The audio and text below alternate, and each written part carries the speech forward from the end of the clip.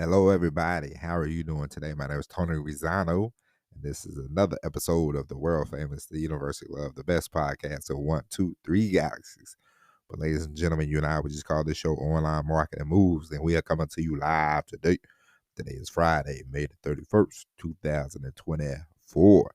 Ladies and gentlemen, today we are going to talk about your worth and how you do not want to shortchange yourself. Ladies and gents, you want to make as much money as possible. You want to get to a point where you are, you know, top of the line, valuable, you know. Now, listen, we all know personally you're very important, you know, everyday life, you're very important. But we all know in the business world, sometimes when you're starting something, when you are, creating the content, creating the business, creating the whatever, you know, it's like if it's like if you're a painter and you paint something and nobody knows who you are and they go, "Oh, that's a nice paint. I'll give you $50 for it," you know? And then it could be the same painting and you've been painting for a while and you're known as a great painter and you have marketed yourself to the best abilities, and they go, "Ooh, that painting is worth $5 million." It's not. It can be the same painting, but it's the perception of who you are at this point, and that's what we are going to discuss today. You want to put yourself, you know, to add value. You want to add value to your name. There's a lot of different ways you can go about it. There's a lot of things that you can do. One thing that you should not do. It doesn't matter if you're starting off, if you're in the middle, if you're towards the end. One thing you should not do. You should not take on projects that you deem cheap or not you know not. It would not benefit you at any way. It's sort of like when you're young and you're in high school, you just take any job because it's a job. It's not a life. It's not gonna alter you. It's not gonna change your life in any kind of way. You're 16. They say, hey, you want to work at the grocery store? Sure. Unless you're gonna, unless you have plans of what staying there and becoming like a manager or something like that. Now you get a job at the grocery store. I worked at the grocery store. I was making $4.25. It was cool, but I know it wasn't the end all be all. I was working like 12, 14 hours a week. I was making something like $50. It was cool, but I knew it wasn't. I was like $50 a week. Now I remember I was telling my brother the other day, I wanted to buy some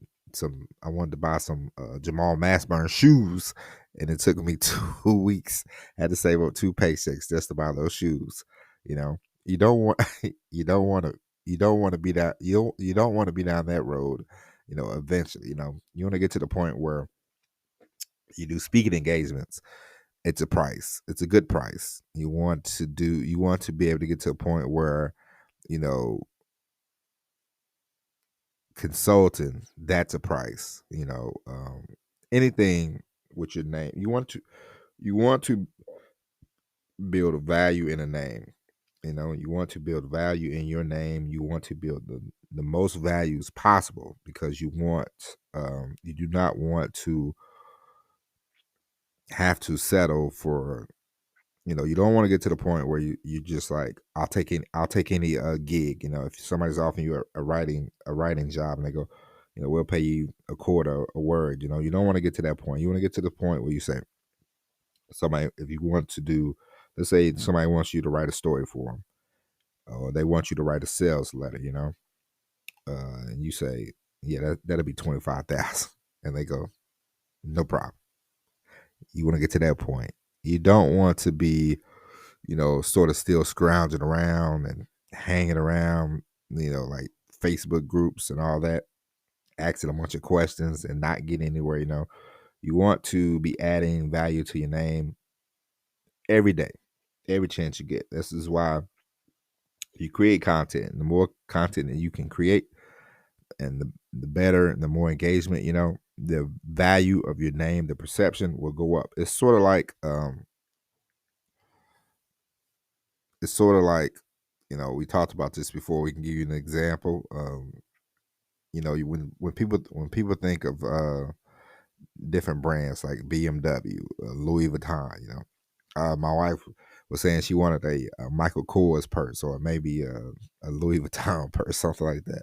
So I looked up the Louis Vuitton, and looked at the prices, and I thought these are ugly purses for this amount of price. But Louis Vuitton has gotten to the point where their name is synonymous with luxury, and you're gonna pay a pretty penny for the brand. And so you want to get to the point where your brand is, you know, top level. You, if you try to go with the lowest price, with the lowest price point, there's always going to be somebody that's going to say, no, no, no, no, no. I'm going lower than that.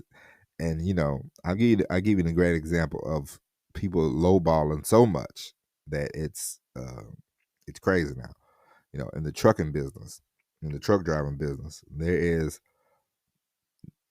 there are, during COVID, it was everybody and their brother like, oh man, I'm a truck driver now. I'm a truck driver now, which is kind of bananas to me. But people were buying trucks left and right. You know, freight was high. Well, the cost of freight was high because people needed the tissue and the mask and all this and all that. And so life was looking great in 2020, 2021. But now, there's so many trucks, there's so many people that they all started undercutting each other and underbidding. And now freight is low. It's at an all time, it's low, low, low. And there are people trying to sell trucks left and right. They're trying to give trucks away. And so because of the demand is not there like it was in 2020 for supplies, and there are so many people, so many trucks, and there are so many trucks, and there are so many people claiming to be, owner operators. They just start underbidding each other instead of saying, no, this is my price, this is what I'm working with. And eventually there are people that say, no, this is my price, this is what I'm working with. They after a while you fizzle out because you know whatever kind of business they run. I don't know the books, but I'm pretty sure they probably spent a lot of the money that they received because they thought, this is going to be around forever. And if you've ever known anybody in the trucking business, the trucking economy is up and down, up and down. It's like a roller coaster. I remember when I first started driving, freight was good. 2 years later, 2008, freight was bad. 2010, boom, we're back. It's always dipping.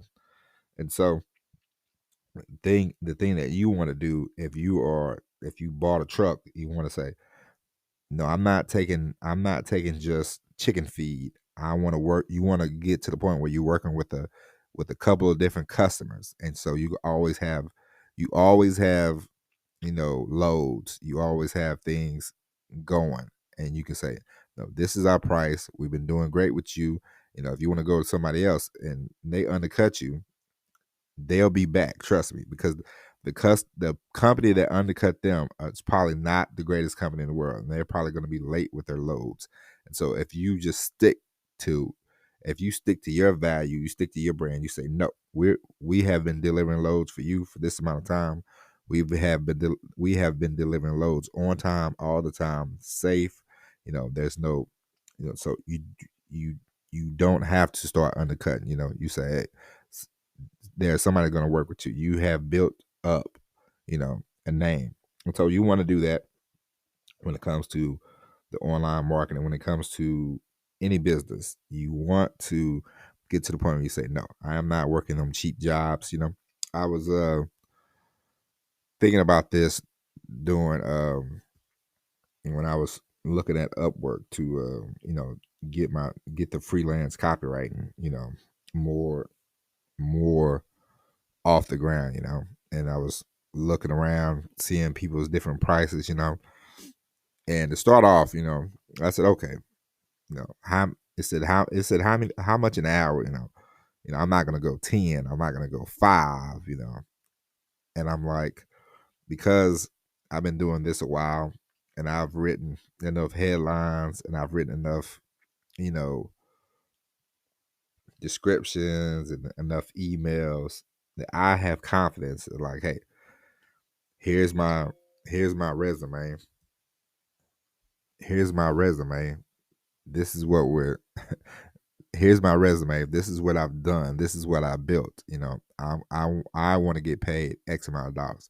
And now, eventually, the more clients I get, the more I produce, the price is gonna go up.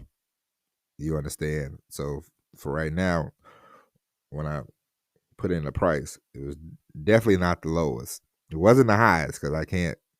I've worked with self.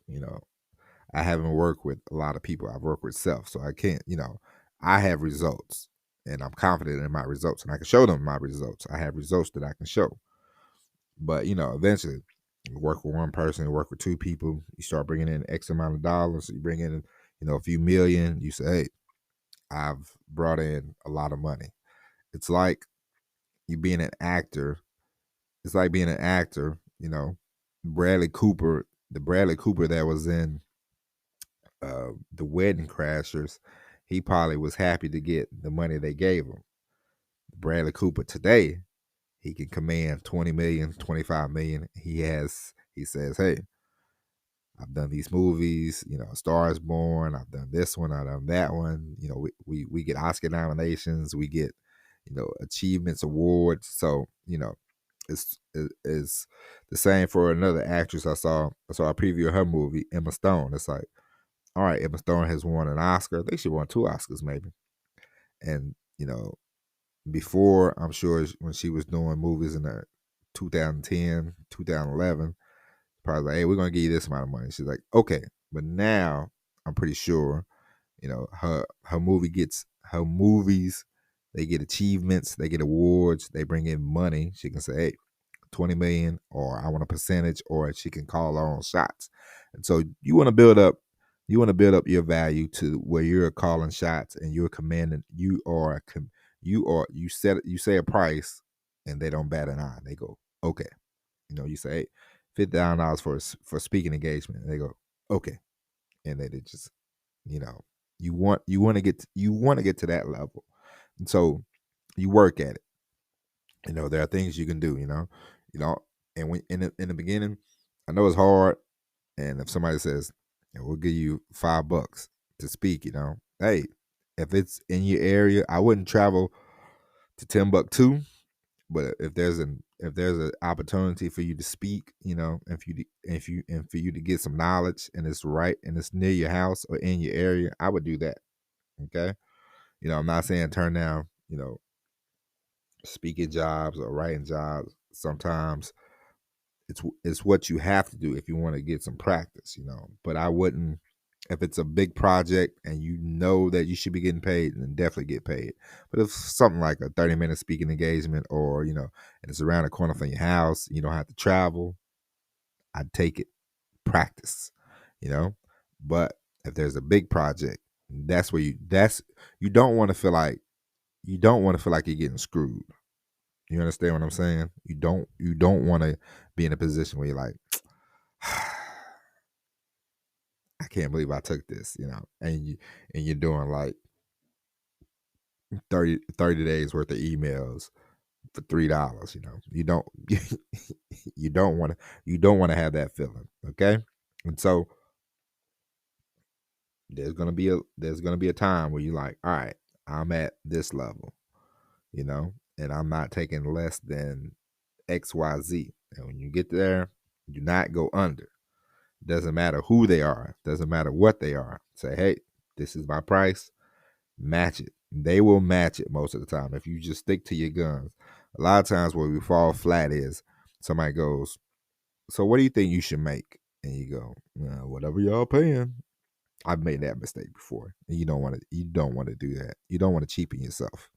All right. So, ladies and gents, build up your name, build up your value, build up the brand, and you can command as much money as possible. Okay. So with that being said, ladies and gentlemen, that's it. We'll be back tomorrow with an all new episode of Online Marketing Moves. But until then, my name is Tony Zano. Thank you for listening. God bless. And as always, everybody, peace.